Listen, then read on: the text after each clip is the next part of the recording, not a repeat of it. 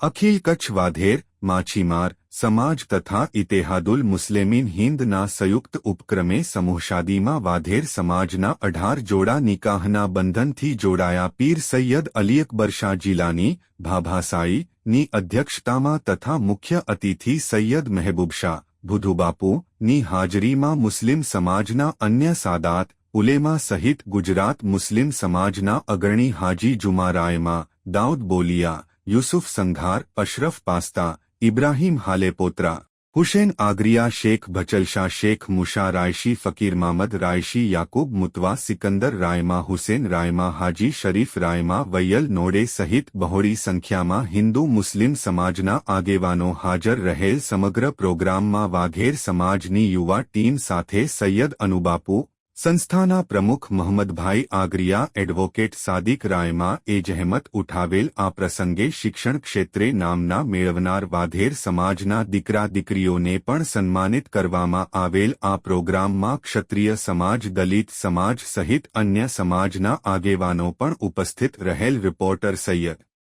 Razak Shah Todiya Kutch.